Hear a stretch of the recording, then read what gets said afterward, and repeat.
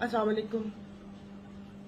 ये मेरा पैगाम एसएसपी सांगर एजाज शेख साहब आपके लिए है कि अब तो इलेक्शन भी हो गए, सब अपनी अपनी जगह पर सेट हो गया। तो ये जो कारकुनान पे झूठी एफआईआर, उनकी पकड़ धक्कड़ मुकदमे, मनशियात के मुकदमे, चर्च के मुकदमे, ये कब तक चलेंगे?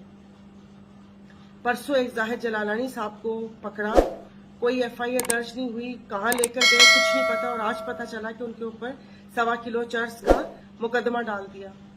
हालांकि मुकदमा तो उन पे होना चाहिए जिन्होंने आपकी नाक के नीचे सफीना के करोड़ों के ठेके यहाँ पर जिले सांगड़ में बांटे हैं, जो आपकी नाक के नीचे शराब की भट्टियां चल रही हैं, आपकी नाक के नीचे आंकड़े की पर्चियां चल रही हैं। मुकदमे तो उन पर होने चाहिए, लेकिन क्या उनके नाम के साथ कास्ट दूसरी लगी हुई है या झंडा दूसरा है? तो खुदा के लिए, आप जो हुकूमत के आप मुलाजिम हैं, सरकार के मुलाजिम हैं, सरकार के काम करें, किसी की जाती चाकरी ना करें, किसी की ख्वाहिशात पर अमल ना करें। खुदा को भी जवाब देना है, और ये हुकूमतें आनी जानी शय हैं। अवाम जाग चुकी है। अब ये ना हो कि मामलात आपके हाथ से भी निकल जाए और हमारे हाथ से भी निकल जाए।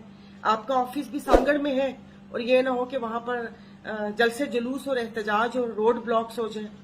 तो मेरी आपसे मैं बहुत मुद्दबाना गुजारिश कर रही हूँ कि खुदा के वास्ते वो काम करें, कार्रवाई करनी है जिन्होंने जो आंकड़े की पर्चियां चला रहे हैं और जो सफीना के ठेके दिए हुए, जो कच्ची शराब की भट्टियां चला रहे हैं, और जिनके साइन के ऊपर अवाम को बारदाने की बोरियां भी नहीं मिल, अपने अपनों को बोरियां मिल रही हैं, और जो अवाम बेचारी तरस रही है, उनके ऊपर मुकदमे करें, उनके ऊपर करें।